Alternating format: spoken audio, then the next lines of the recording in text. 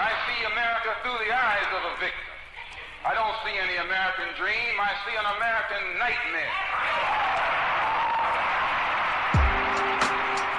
nightmare. This is Politics and the Exilic City with Nojang Hatami and Zain Mirb, a podcast about the experience of exile and in-betweenness, the possibilities of sustaining resistance in marginal spaces, and the politics of movement and migration.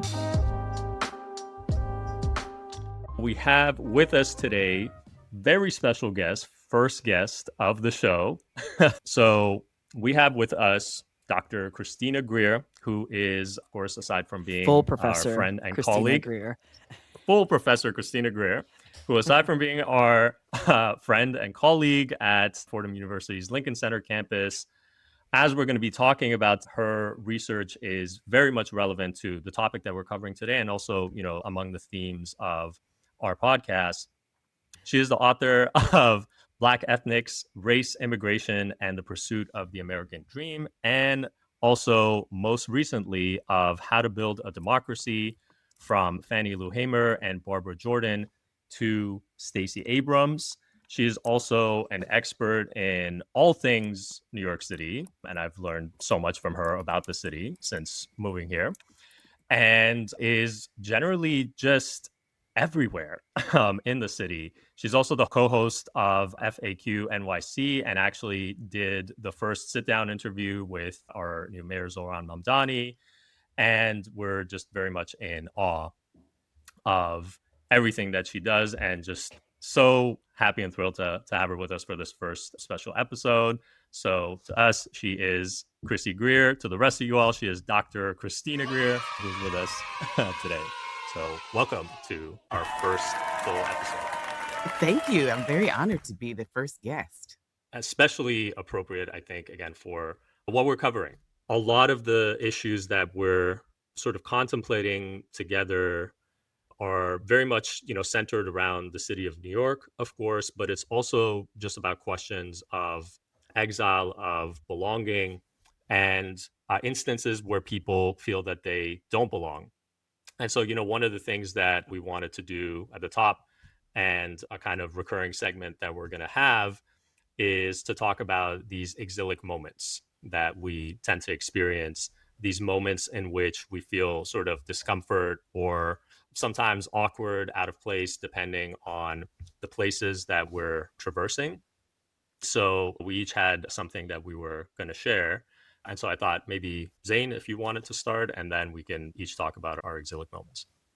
For sure. Thanks. So I think of the exilic moments. This one is going to be one that is an in-between exilic moment. So I was at a conference a couple weeks ago, and, like at conferences, you have a name tag. And so I had a name tag on my jacket, and it said Zain on it. And it was one of our breaks, and it was snack time. And so I was really hungry, because I'm usually pretty hungry. And I was just like shoving crackers with hummus into my mouth and minding my own business. And this gentleman walked up to me, and he pointed at my name tag, and he said, "What is that?" And I said, "It's a name tag." And he said, "No, but what is that?" And I was like, "My name?" He was like, "Well, what is your name?"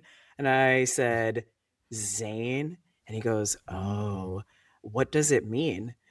And at this point, I've looked at his name tag, and his name tag says Brian.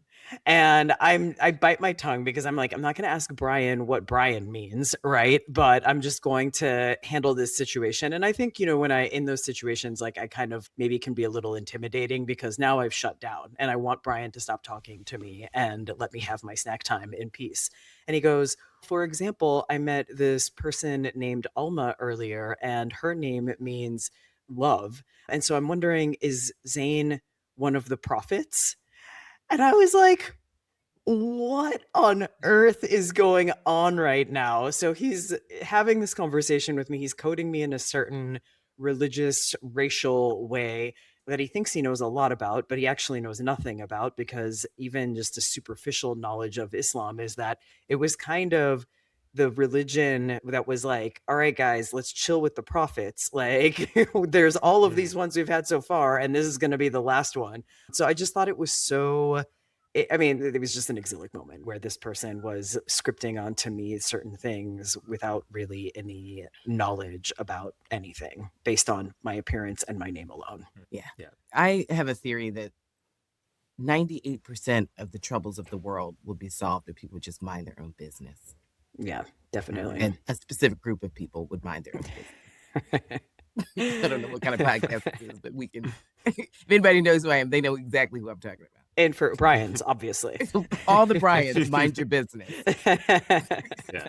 But I feel like As- half the troubles in the world would be resolved if certain folks would just leave us alone.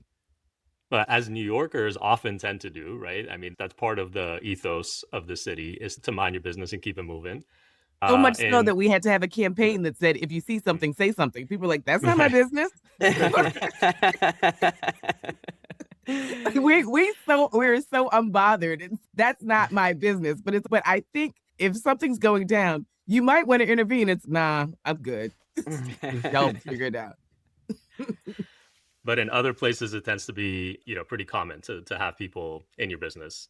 And for me, I mean, I have many of these, right? And this is a very recurring thing for me, but I'm going to share maybe the most recent one because it's still fresh. And, I was bothered by it. And then recently have, as I always try to do, kind of come to terms with it.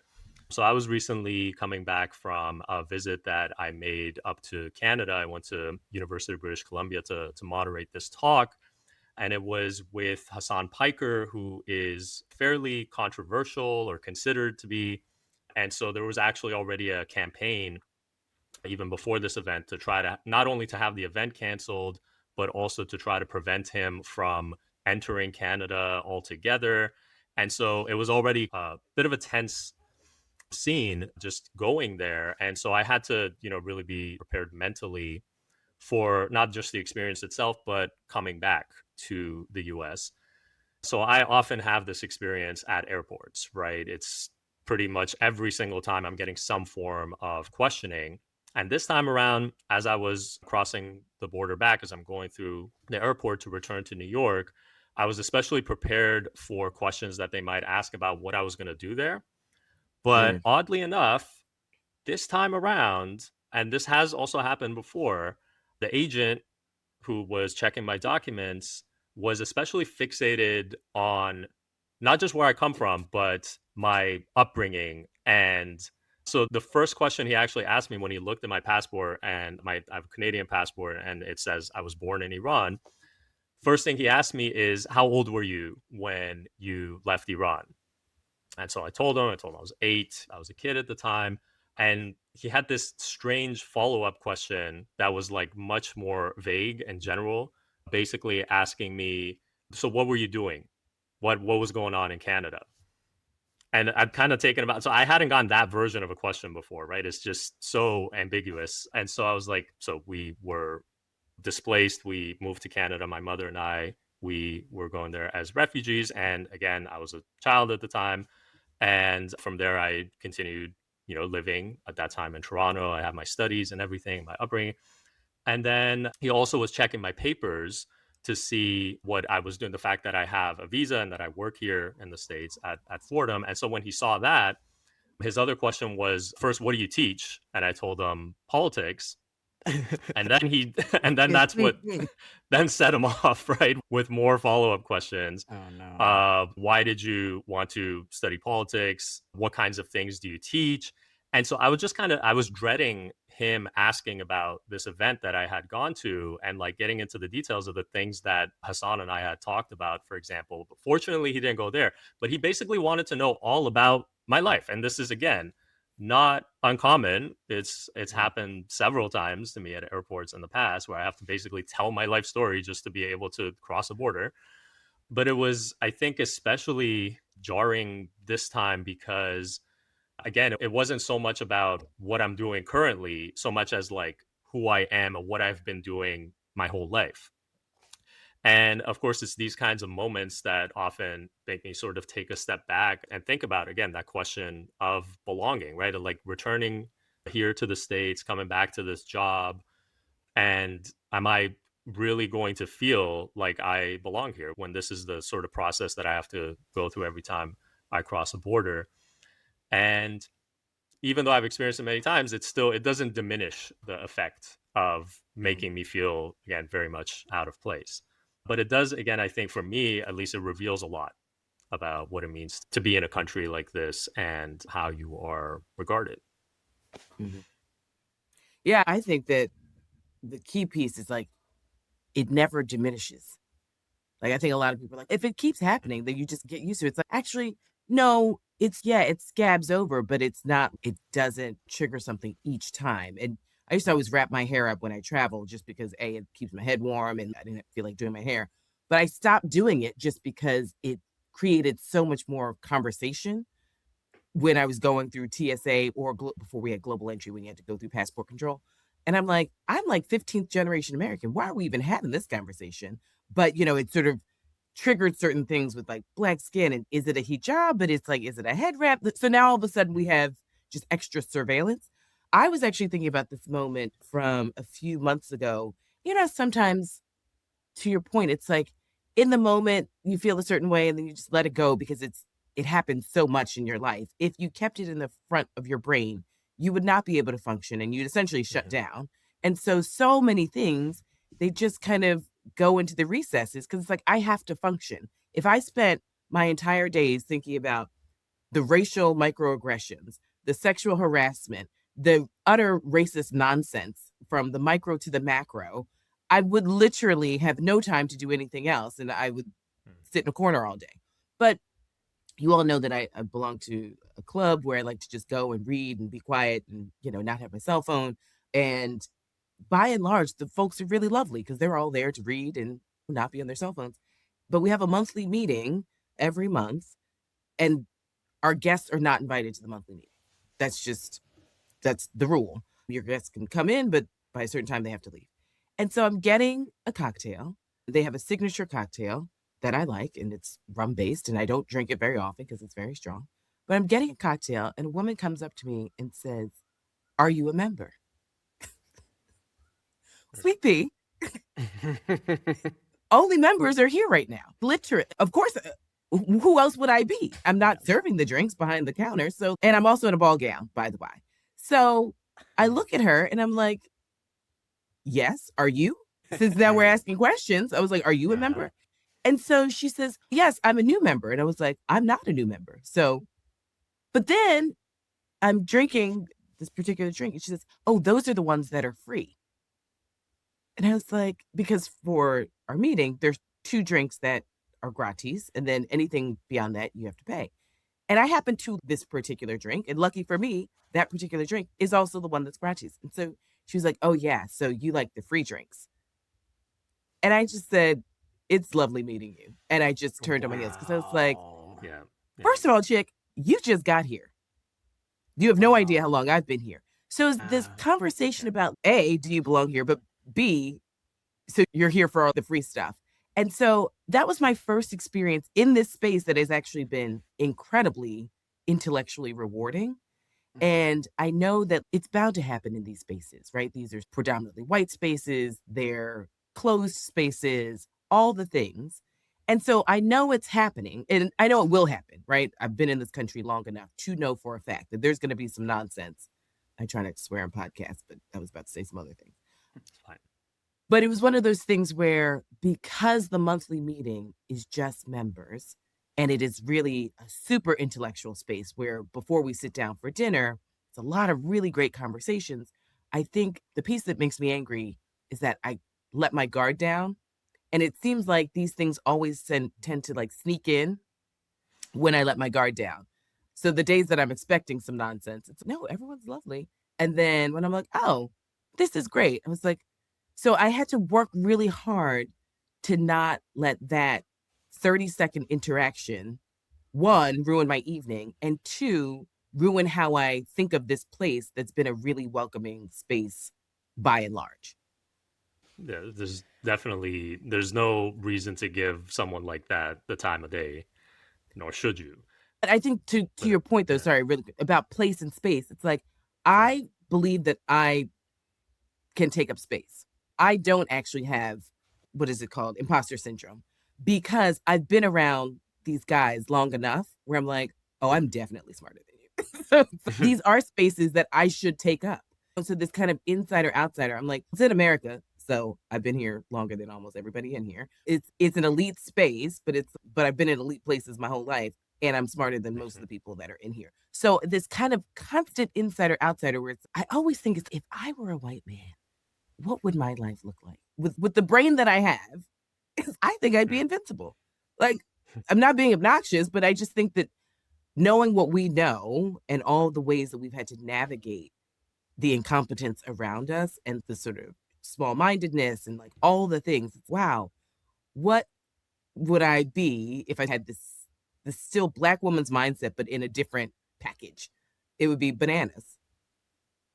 Yeah, and I think what that points to is it's like in each of these exilic moments that we're talking about, the ways, and you've already said this, but like the ways that the border, whether it's an actual border, like the border between Canada and the United States, or the border of membership, or who's at the conference, it's like that's what creates these opportunities for this scrutiny to be applied. And I think that your question really points to that the problem of those borders as producing this kind of feeling or this audaciousness in the case of your story, Chrissy, of someone policing a boundary that they have only just themselves crossed over. That was the wildest piece. Yeah. It's so interesting when I was thinking about your podcast and this brilliant idea behind it, because you and Nojang deal a lot with physical boundaries, like literally border crossings, whether we're thinking about Iran or Lebanon or France or gender and sexuality, whatever it may be. It feels like a very kind of like physical cross one and the other. But I think so much of what I've been trying to detangle are like these invisible boundaries that exist in America, because that's my specialty. But going to Columbia, where it's an open campus, but nobody from the community cuts through the campus, right? So it's like, yeah, you have the gates, but the gates are always open. Now they're not because it's Fort Knox. But for many years, everyone can use the campus, and you would see the white gentrifiers would come, bring their dogs, signs everywhere, no dogs, on the grass, bringing their kids, strollers, the whole nine. But there are people who live a block away from Columbia who've never been on Columbia's campus. And so this idea of it's a space that's not for me, or the restaurants around Columbia, they're just restaurants. You're allowed to go, but people just know it's like, yeah, but I'm not really welcome there. And the word gets out really quickly in communities where this is a restaurant for Columbia people, not for community people, even though there's nothing that says you can't go there. So this is actually maybe a perfect segue into talking about the ideas that we want to explore in today's episode, and particularly the experience of being Black in America through these two towering figures who have had much to say about this, and also to bring in other perspectives, because even though we're largely going to be talking about and centering most of the conversation around Malcolm X and James Baldwin today, there are a number of other really important figures in that sort of legacy that these thinkers had, which it would be wonderful also to get your thoughts and your perspectives on as well, Chrissy. I wanted to just briefly introduce a couple of, I think, significant experiences, at least in my reading of the lives of these figures, and to talk about the problems that it points to, again, of questions of belonging and not belonging in the US context, but also just these larger questions of how to empower oneself against racism and inequality and these persistent issues. I'm just going to introduce a couple of important moments in the lives of these two exilic figures of Malcolm X and James Baldwin, and then we can talk about it together. I'm not a Democrat. I'm not a Republican. I don't even consider myself an American.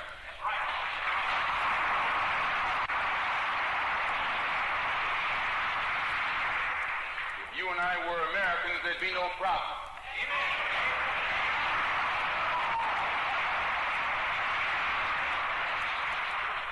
Those hunkies that just got off the boat, they're already Americans. The Polacks are already Americans.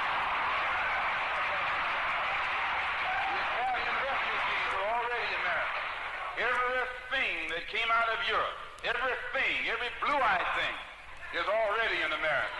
And as long as you've been over here,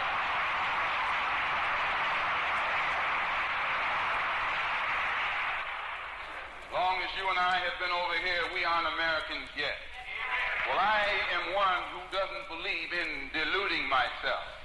I'm not going to sit at your table and watch you eat with nothing on my plate and call myself a diner.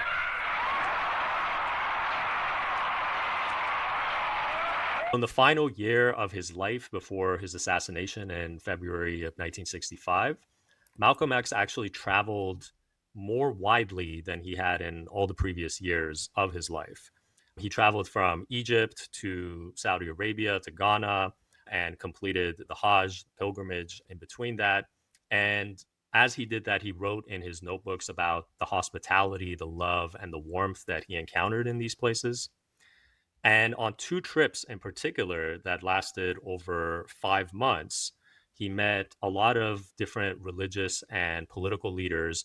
And he was at that stage in his life really trying to build up a kind of international network of solidarity against these problems of racism and inequality that he identified, not only in the United States, but in all these places that he was also traveling to.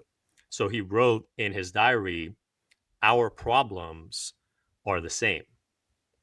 There's difference," he wrote, "but there's also a will to change." And he underlined this part of his journal to really emphasize the sort of will that he had built up through these travels.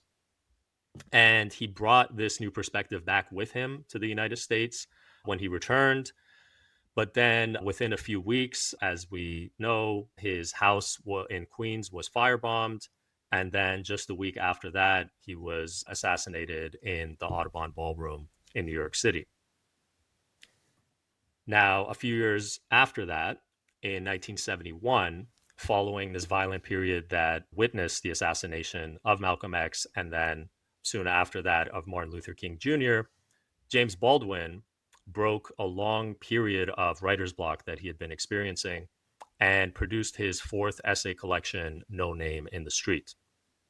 And in this work, he expressed tremendous grief and anger, maybe more than any of his other previous works. And what he was really concerned with and grappling with in this text was a kind of crisis in the United States and also across the world. So he wrote, "Since Martin's death, something has altered in me, something has gone away." And through the rest of this essay, he employed a kind of, I think, a sort of Fanonian language of empowerment and revolt in order to try to shape a new world.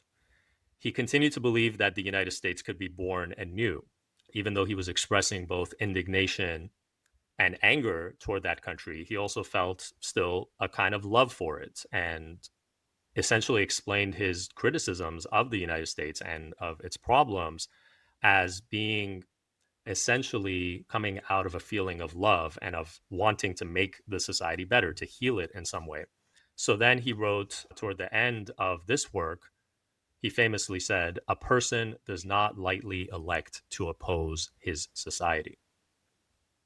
And he then signed off the epilogue to this work with a list of the places in which he had written the essays between 1967 and 1971. And these included, this was his whole sort of itinerary: New York, San Francisco, Hollywood, London, Istanbul, and finally Saint Paul de Vence in France. So there's, of course, a lot of movements that are involved in the production of these ideas and these thoughts by these two really pivotal figures.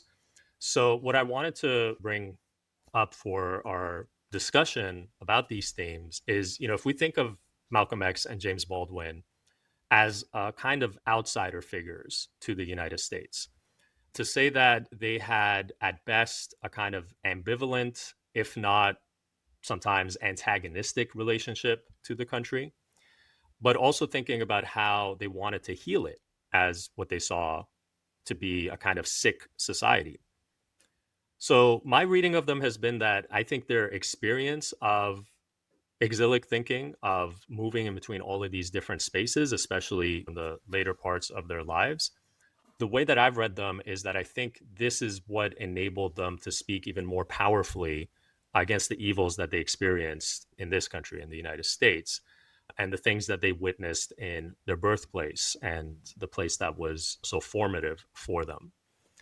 So, what I wanted to bring to the table was to ask, would both of you say that this is fair as a kind of assessment of their lives and of the significance of what they did? Could we talk about them as outsider figures, as exilic figures, or are they in other ways quintessentially American and of the US? Well, I will just say, to me, they're quintessential Americans and quintessential American patriots because all of us have this movement in, right? Whether you were brought here involuntarily or not, there's something about this place where it's like everybody who's here has this movement story, with the exception of the native peoples, but even they have vast movement, the borders we now know as Canada or Mexico, it may be. What I always think about with Malcolm X and Baldwin, which I don't know if anyone's written like a definitive text to have the two of them in conversation. You know, people have written about Malcolm X and Martin Luther King and Medgar Evers and like that time period. People have written about like James Baldwin in his relation to, say, the Three, but like those two in particular. And it always reminds me of Mark Twain and so this idea that he would always leave America when he needed to write about America. And because to me, he's one of the most prolific American writers and satirists and political observers of the time, largely because he was always broke. So he wrote in a way where it's like, if you're a racist or an anti-segregationist, you're going to like see what you need to see. As Khalil Gibran tells us, it's like the mountain is cleared to the climber when the climber leaves the mountain. And so I think that for so many of these Black thinkers and scholars to really understand America is when they actually leave the country and they recognize this kind of global diversity, and not in the Pollyanna-ish way that we think of it, it's been distilled today, but to see struggles, right? And to be in Istanbul and to see migrant communities that have come in and out of France, or, you know, people who've been colonized in and out of France, or, you know, obviously Britain, which is the joke is like Britain doesn't have an Independence Day because they just colonized everybody else. It's like, who are they free from? Everyone's trying to free themselves from them. So like to interact with so many different folks, keep in mind in a global conversation, it's like, what's Iran doing in the late 1960s? You know, what's Lebanon doing in the late 1960s? Where is Europe in the late 1960s? So they're interacting with all these other intellectual expats who were also in their own various exiles from their countries. So it broadens their scope. So it's not just a Black America versus white America narrative that they're working with. It's a real global justice conversation that they're having. And so that's why, you know, at some point in time in the latter part of James Baldwin's life, when folks are like, you need to come back home because you're having all these great conversations with these other global thinkers, and they may not be, you know, in the history books as like the greatest, you know, author of all time, but like men and women who were just in the cafes and in these living room conversations. And you know how it is when you're in Europe. All of a sudden you look up, it's 4 a.m. and you've just been having conversation, debating ideas. And that's what they were constantly doing. And so when he comes back home, he is changed, right? And that's also when he's like, it's not just our problem. Like, white America, you have the sick. We aren't the ones that need to be healed. Like, you all actually need to be healed. And as I say, the fact that white America knows nothing about Black people means they don't know anything about their own history, because our histories are inextricably linked. And it's not until Malcolm X goes on Hajj where he's like, oh, I'm sitting like with all these different Muslims around the world. And we all made this commitment to come here and be joined by faith. But like, we're all also dealing with our own struggles, whether you call it racism or colonialism, oppression, whatever it may be, in our various home countries. And so like the borders dissipate in some ways. And so to me, this is why I'm constantly leaving America, because to be, in my estimation, an educated American politics professor, and I'm not a comparativist, I'm not an IR person, I'm definitely not a theorist. My brain doesn't work that way. But for me to understand America, I have to get off the mountain. And it's very clear to me especially when I'm in Europe, because it feels like I'm just looking across the Atlantic, all of the issues, good and bad, and sort of the puzzle pieces that I can then start to put together. But it's usually because I have conversations with people, you know, sometimes you get the like, oh, you Americans. And I'm like, slow down. There's a lot of us here. And some of us have a mandatory prefix that I wrote about. And no matter what, that's hard to move beyond. And do I want to move beyond it? And then sometimes, I've definitely had experiences in Europe where they're like, America, this, that, and the other. It's like, well, not you. It's like, because Black people don't have beef with the global community. Black Americans haven't done anything. Like, we know that the things that are done in our name, but like we didn't instigate it. I mean, this is sort of, when you think about this time period, it's all also a conversation where we're talking about the Vietnam War. And folks in Asia are like, Black people, what are you doing over here? Your country doesn't even respect you. Why are you trying to kill us? They're trying to kill you. Like, you're in this uniform. Why are you here? Right? In this poor man's war, because you're just basically on the front line as fodder. Right? And so then you can think about World War II when Black soldiers are there. It's like you come home and you're getting lynched in your own uniform. There's like a level of disrespect and disregard. And so, certain forces like, why are you here? Think about it. Doing this in America's name, and America doesn't even want you or love you or respect you. And so I think that that's what Baldwin and Malcolm X were constantly grappling with, this idea. It's like, but this is my house, right? It is my home. And there's so many things that Black Americans have done to contribute to this country. This is a great play called Ain't No Mo. And it's basically all the Black people have to leave to go on a plane to Africa by a certain, by close of business today. But they can't take anything that we've created here as Black people in America. So it's like, we just have to get on the plane. We have to leave all of the things that we've created. So it's like, we can't even take Whitney Houston. I mean, we can't take any music. We can't take any technology. But then it's like this list of all the things that like we have made in this country out of nothing. And even just as a joke, I'm always texting about, I'll vote for anyone who brings down the price of oxtails. Oxtails now are ridiculous, $20 a pound. But like when my mom was growing up, oxtails were free. The butcher would just give them to my grandmother because somebody's eating oxtails. This is trash. And so like how we make delicacies out of someone else's trash. And so all of a sudden it's like, the joke is, don't tell white people if you like something, because then it becomes popular and then it becomes expensive and then we can't afford it. So I will submit to this conversation hummus. Hummus? I paid $10 for hummus. So I make Zohran Mamdani, you are the mayor of New York City. You know why? Because a lot of people agreed, make halal carts $8 again. Like, it's a policy conversation, because I remember when the halal cart was $4. Like, I'm that old in New York to remember that. So I do think that thinking about these two men in conversation with one another, also to broaden it and think about all the folks that they were in conversation with when they weren't here in America, and how they brought those conversations back to understand is, first of all, our struggle is linked to a much larger struggle. We are not alone. And we're unique in the sense that it happens on American soil. So there's certain things that are unique, but I think helping people to understand, but this type of thinking and ostracizing, and we call it racism here, but it plays out in different ways across the globe. But we're not alone. And so like when people are like, oh, you're a minority, I'm like, no, I'm not. I'm a double majority. I was like, I'm a woman, I'm a person of color. I was like, I identify with people of color around the globe. And if you put us there, we're the majority. So I'm not a minority. And like women are the majority of the world. So it's like, yeah, I'm a double majority. So even that shift in my mind frame, it's like when I identify myself as part of a global struggle, the way Malcolm X and James Baldwin evolved into thinking. And the same way, it's like I always remind my students, Mandela gets out of prison. First person he goes to see, Gaddafi. Then makes sure he goes to see his other brother, Fidel Castro.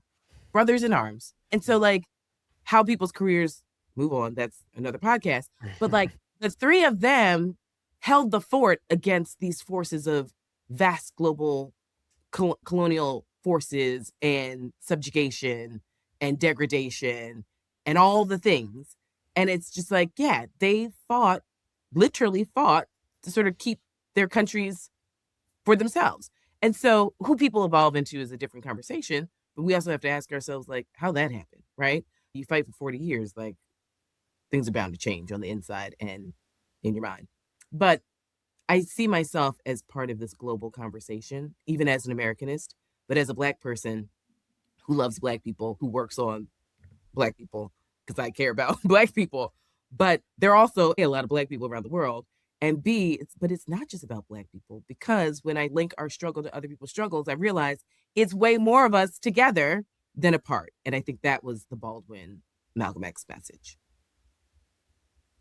Yeah, I 100% agree. And I think one of the things that I was thinking about as you were talking about how leaving gives one a different perspective, I also think, as outside of the US at the moment, since August, one of the things that's been really striking to me is you can know when you're inside of the United States that it is a parochial place. But once you leave, the parochialism of the United States is so abundantly clear. And I think part of that is geographic. I mean, it is in North America, it's got just these two countries on either side and a whole bunch more, even further south. And that is something that gets really politicized. But in the context of Europe and Southwest Asia and even parts of Africa, it's geographically impossible to isolate yourself in the same ways that I think Americans do. And so that parochialism creates a particular worldview that you have to leave in order to get outside of. But then I think also fosters a real unfortunate sense of arrogance that I think of as American hubris. I mean, when I talk about being a person who lives outside of the United States right now, for reasons that have a lot to do with the ways that I'm part of groups that are targeted by the federal government. I mean, there's breaking news out of Kansas just yesterday that people are receiving letters in the mail that if they've updated their sex designation on their driver's license, they need to immediately forfeit them to the Kansas DMV and apply for new driver's license with their sex assigned at birth on them, otherwise face legal penalties, which basically means you can't drive. You're legally, the one document that proves who you are doesn't actually prove who you are now in Kansas. The idea that one would leave for their safety or to get new perspective is met with a lot of skepticism and surprise. Why would you leave America? It's the greatest place. And I think it's this unique American hubris that is fostered by being the place that for decades, or at least since World War II, people came to escape their oppressive circumstances. And now people are having to do that as well. And it is seen as this kind of inconceivable thing. And in the same way that I think that perhaps Malcolm X and James Baldwin were a little bit more sure of in terms of needing to leave, but then also even more convinced that it was important to go back and fight. And I think that Baldwin is obviously the best example of that. He's theorized so much the importance of the need to go back to where you're from, right? And engage in this critique as an act of love and care that I think is really unique to the time and to his thinking and is really important to hang on to in these moments. Yeah, don't forget, there are Black people who left. And that was like the big conversation in the 60s. There are a lot of, not a lot, but a significant number of Black expats who went to Tanzania. My good friend Seth Markle, who's a historian at Trinity, writes about Black expats in Tanzania and Eastern Africa, not just Ghana, which a lot of people think about, which is a new, more popular movement now, too, of having people go. But I think that for Black Americans, because of like U.S. chattel slavery, there's always been this tension of like, why would you give up on the country that's yours? So for some people, listen, we got here 2 generations ago. I'm a boogie. It's fine. And this is, I think, what's been an interesting conversation in this moment with this particular federal government, because talking to, say, like my Caribbean friends, and they're like, I'm out. They don't have the same attachment to America where it's like, what would my grandparents, I mean, my great grandmother's behind me. I literally keep her portrait behind me because it feels as like she has my back no matter what I'm doing in this seat. But it's what would she think if I was like, I'm leaving? And her life was nothing like my life at all. And she also slept with a 45 under her pillow. So that's not my life. But because it's white vigilantes, she's in the Deep South. And she also had like a boarding house, So if anybody tries to come in here, guess what? It's going to be a situation. So I do feel like there's been this like investment in this country that I kind of feel obligated to a certain extent. But because it's like, I had a debate I was on a radio show yesterday and debate with the host about, crazy enough, this is still the best time to be Black in America. Crazy enough, we're looking at the federal government nonsense. Yeah, but it's not as bad as 50 years ago. He's a mess. But the horrific pictures out of Minneapolis, I was like, yeah, these look like the pictures from the 60s. Like, yes, we're definitely going backwards, but I'm like, these pictures are familiar to me. This isn't shocking to me. This is what this country has always done to people who look like me. It's just now people are like, oh my gosh. And I was like, you do realize we've been trying to tell you guys this, right? Like, has no one heard me? Because this is literally the playbook. This is what this country has done, continues to do. It's just we ebb and flow. And we have these moments where it feels like we're civilized, but we're not. And so I am invested in it in a particular way. And I wonder if I'll ever stop being invested in it. But I think part of my investment in it is when I leave and I recognize that there are a lot of people who are doing the same work in their own home countries too. It's just we sort of meet up in these shared spaces and then we're going back to like struggle. And then we come, it's like, but we got to leave and breathe and drink some wine in France and collect ourselves because that's what Robeson did. And that's what so many others recognize. It's like, yeah, I'm allowed to like dip out. But at the end of the day, the North Star is like the soil is the soil and everybody has their own home soil. And some people have multiple home soils. But if I'm being honest, this is my soil. So I'm invested in it in a way that sometimes seems ridiculous and probably not best for my mental health. But that's why I leave, to meet other people who are in not the same as they say in Vietnam, same but different, right? It's like similar circumstance, but not the same, but still the same kind of ethos of what needs to happen. And so I guess on that question of what that sort of leaving and then coming back with a sort of renewed or different perspective, what that feels like at different stages, as you just said, 50, 60 years ago, things looked very different.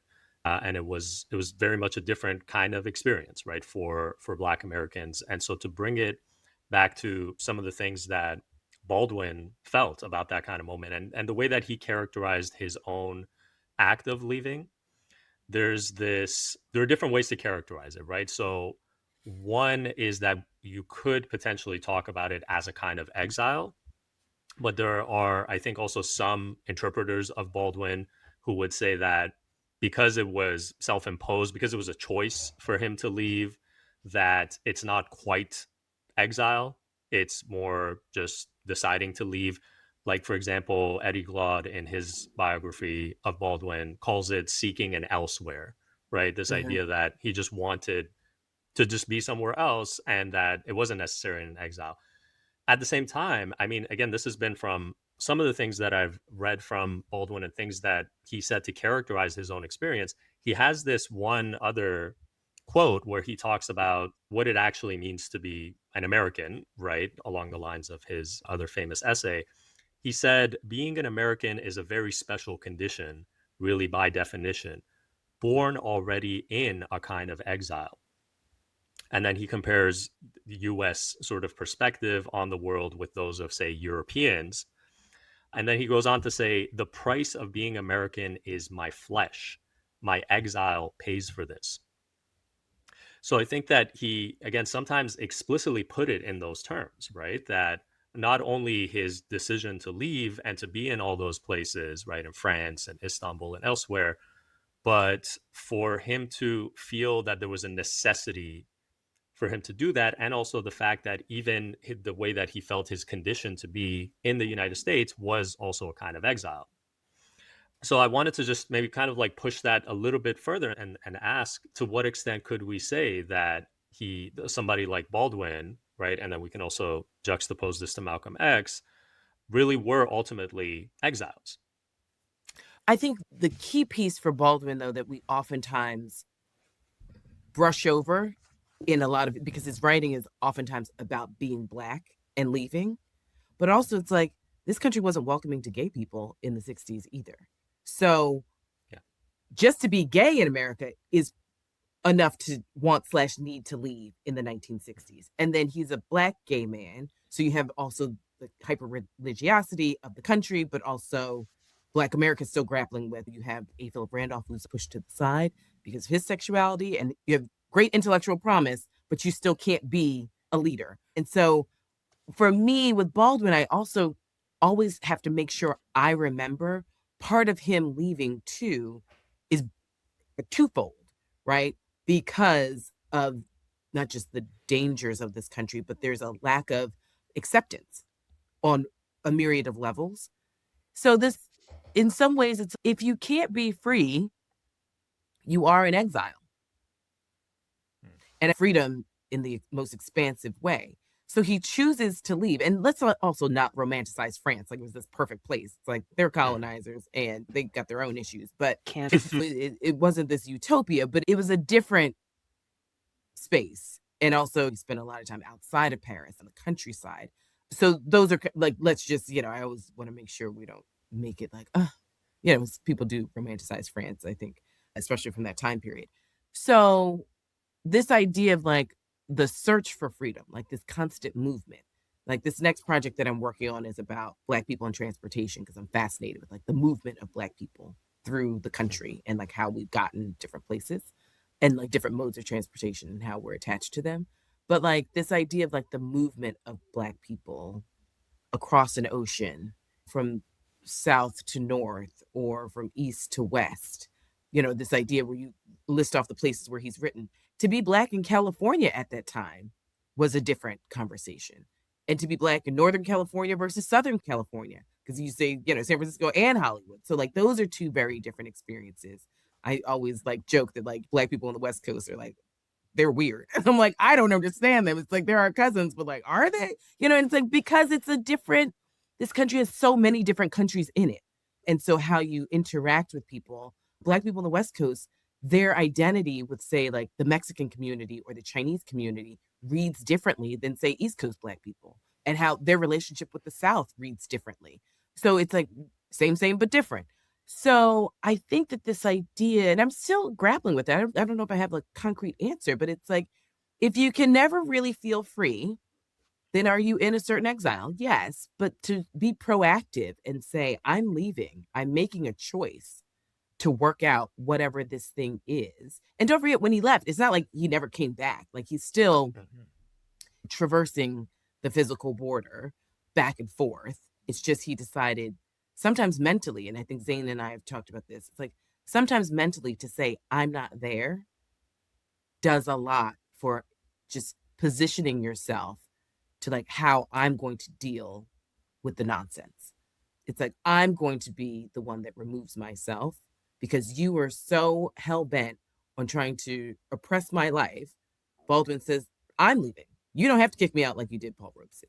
You don't have to kick me out like you did W.B. Du Bois or Josephine Baker. Don't forget, at this time period, we have to add in all these other Black folks where it's like, you got to a certain point, and then America was like, get out. You got two options, or three. Either you go to prison, you go into a grave, or you get the hell out of the country. Thinking about W.B. Du Bois, who might be one of the greatest scholars that America's ever produced, it's like, you die in Ghana. Partially because you chose to go there, partially because you knew that you couldn't stay here. And that couldn't is doing a lot of, it's a little double entendre of the couldn't. So I think that with Baldwin, he had a lot of moving pieces. And don't forget, he's also in conversation with the poets and the writers in the Harlem Renaissance too. So like you have this very kind of New York centric, but you're also having conversations with like the Caribbeans who have come here, who are writing.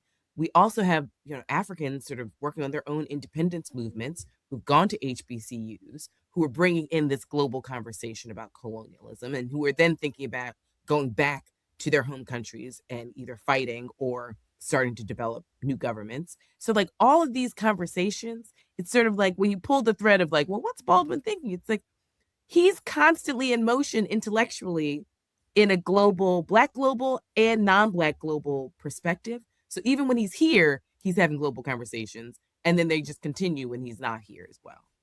I mean, I'm thinking about like he's, Kwame Nkrumah, right? Who goes on to become the first leader of Ghana, but like Kwame Nkrumah goes to an HBCU. So like we think about who's at Howard and Lincoln and Hampton even and Morehouse at the time, but and all these other sort of smaller HBCUs that we don't even put in the pantheon.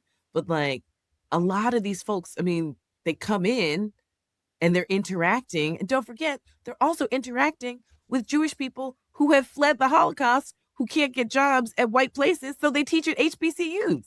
So this is also this like global conversation of what's happening in the world. You can't deny it. So like, I mean, I love the picture of like Einstein teaching a classroom full of Black men at Lincoln. So it's like, yeah, I teach at Princeton sometimes, but like I actually teach at Lincoln. And so he's just one of the sort of scholars that's there. But there's a lot of folks who have fled the Holocaust, professors. We're like, I couldn't get a job at Fordham or NYU or Columbia. So it's like, who takes me? The Black folks. That's where I think about Baldwin. Just real quick, thinking about, we started with thinking about these geographic dimensions and borders and things like this, but thinking about how like the boundaries that define exile expand and contract in ways that are really sometimes convenient for power. So it's when Jewish refugees arrive in the United States and can't get jobs, race is contracted in this way, but then it expands over time, right? To fold in Jewish people into whiteness. And we've seen that happen very recently. And so it's, Yeah. I should take note to not take credit for that. That is my partner Maura Finkelstein's observation about whiteness contracting and expanding. I want to make sure that I do not claim that as my own. But that is also just like a general, view on terms of thinking about, race in terms of these ways. Yeah. I'm a board member of the Tenement Museum, but we talk about this all the time, like how the Jews become white, how the Irish become white, how the Italians become white, how the Germans become white. The list goes on. How the Europeans become white, period. But like when you think about like Jewish communities living in Harlem alongside Black people and Puerto Ricans, and then migrants from the Caribbean, the late great Charlie Rangel, and everyone's like, what accent is that? The old school Harlem accent. It's like, it's Yiddish, Black Southerners, and Puerto Ricans. That's the melange that you hear. So like all these neighborhood accents had to do with where people were coming from. And so like, because I love accents. I just think that like the origin of an accent to me tells us so much about like the movement of a neighborhood. But we know that Jewish communities had to be with a lot of Black folks. A lot of people have to. That's why you have Chinese food restaurants in Black neighborhoods, right? You had to, because they weren't allowed to be in white neighborhoods and set up businesses. So it's like, all right, you're not Black, but you're definitely not white. Yeah, we'll let you have a business, even though we won't let Black people have businesses. We'll let you have a business, but it can only be with Black people. The history of this country is nothing but a history of race and racism. But to me, one, I'm perpetually optimistic because I see the evolution of a nation. But I also just see like with the influx of people, some, of course, choose to just, I want to be in the dominant group and I want to be in power. Okay. So they're on the ladder pull up. But then other folks are just sort of like, oh no, like this place is complicated and it's really problematic, but I'm invested in working to make it less problematic. And so I'm always, if we look at it just from a big picture, it's like, oh, everything's terrible. But it's like, but a building's nothing but small bricks. And so when I look at my bodega and like the interaction with the community, when I look at sort of shop owners and like, sometimes it can be a little rough, but like over time, it's like, this is how communities build, And so we have all these different dynamics across the globe that are just shared. And this is why, like at the Tenement Museum, we have this project called Your Story, Our Story, where you upload an object that represents your family's immigration or migration story. And it's whatever the object is. The reason why I love it is because if Zane uploads a shawl from their grandma in Lebanon, someone else will have 40 shawls. And this is my mother's shawl when she came here from Tanzania. This is my great-great-grandmother's shawl when she came here from Ireland. So it's like the shawl is from across the globe, and it just symbolizes all of us trying to move to do something better for the next person. And that's, if I keep that as the North Star, then this is why we're invested in it. So the thing unseen, like the hope, right? This is why Jesse Jackson is so important to so many people, because it's like, without hope, what is there? What is the whole point of this experiment? Why are we fighting? Why are we even trying to detangle these ideas? We could just be sitting and drinking wine and talking about nothing. But we're still invested because we have a hope that it gets better for somebody who we don't even know that's like down the line. Yeah, no, that's perfect and so important that you bring up that point about maintaining a sense of optimism and hope. So one of these clips is from the now very famous Baldwin and Buckley debate with William F. Buckley Jr. at Cambridge University, which is in some ways, I think, just a certifiable ass whooping more than an actual debate. Like it's just like belt to ass, Baldwin schooling him and everybody else present. That's such which, evocative imagery, no Shang. yes, This it is what it is is. I've seen that's this what it is. multiple That's times. what it is. I've seen this debate multiple times, and is not even a debate. It's just like he just crushed it. Yeah. If you're from the U.S. South, you know what belt to ass looks and feels like. I am stating very seriously, and this is not an overstatement, that I picked the cotton, and I carried it to market, and I built the railroads under someone else's whip for nothing. For nothing. The Southern oligarchy, which has until today so much power in Washington, and therefore some power in the world, was created by my labor and my sweat, and the violation of my women and the murder of my children. This, in the land of the free and the home of the brave. And no one can challenge that statement. It is a matter of historical record. In another way, this dream, and we'll get to the dream in a moment, is at the expense of the American Negro. It's such a, I think, important part of some of the things that Baldwin did, aside from his incredible writings, was to take this message of hope, in a sense, abroad, right? And in this case, to these university students in Cambridge, to bring that message to England and beyond that, to essentially say that if you present the facts to people, if you talk about experience as he did in that debate, there should be no question really in anyone's mind about the experience of Black Americans, as well as you brought up before, Christy, this very important point that he was speaking from the perspective of a Black American, as well as being gay, and all of these sort of feelings of not being included in many ways, but really kept up that spirit of optimism and of hope and of love for his birthplace. Since that debate was about 60 years ago today, and it actually famously took place just a few days before Malcolm X's assassination in 1965, how much could we say that kind of message continues to resonate today? The kinds of things that Baldwin had brought up in that, and again, similar to the kinds of things that Malcolm X was doing, trying to take that message abroad. How could we say it resonates within the United States today, but also especially beyond it in terms of raising consciousness and awareness of the issues that they brought to the forefront?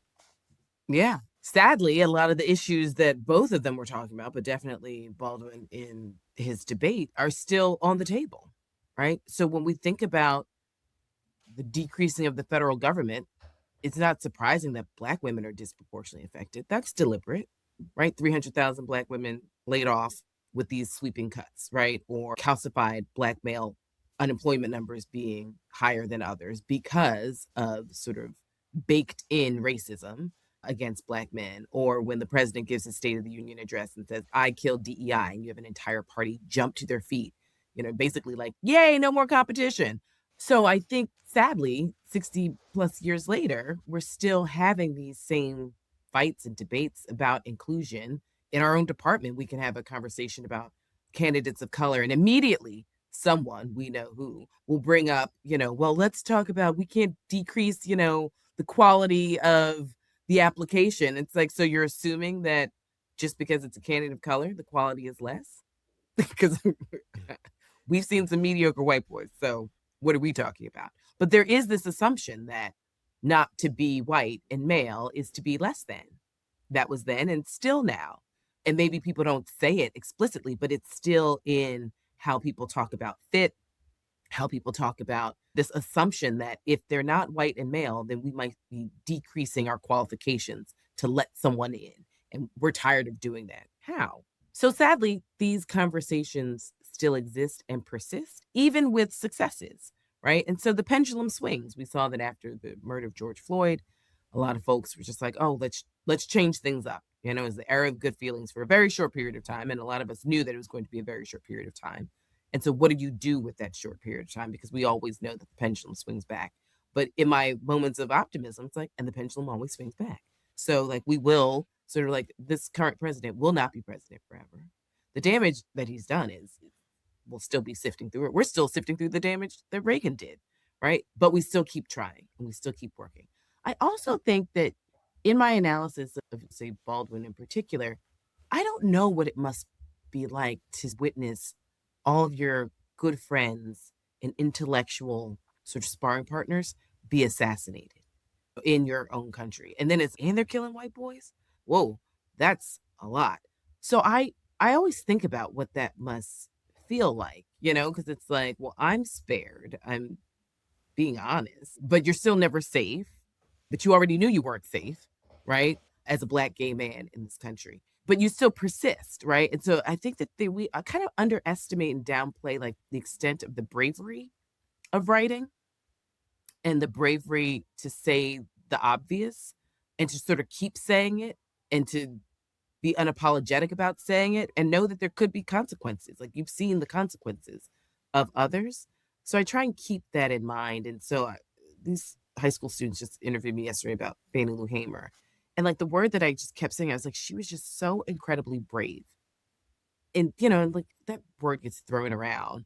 And I was like, no, to be a woman in the Deep South, former sharecropper who'd been beaten within an inch of her life several times. And we also know it's unspoken, but we know that sexual violence was also used as a tool to subjugate and quiet people. And this is why Rosa Parks was a rape investigator before we even knew who she was. As the back of the bus, but like she was brave, right? Going to the Deep South, investigating rapes. I just think about these folks in these moments, and these are just the folks that we know of. And so that's, I think, my takeaway. It's like, we know about James Baldwin because he's like a prolific writer and possibly one of the greatest thinkers that the United States has ever produced. But like, there's so many other people who wrote maybe for these local newsletters that never survived from a little typewriter or were more verbal as opposed to written, which we know in that time period for a lot of people, it's orators because the reading level wasn't the same depending on where you lived. So I just always try and remember that like Baldwin represents thousands of other people who never got to be Baldwin. Yeah.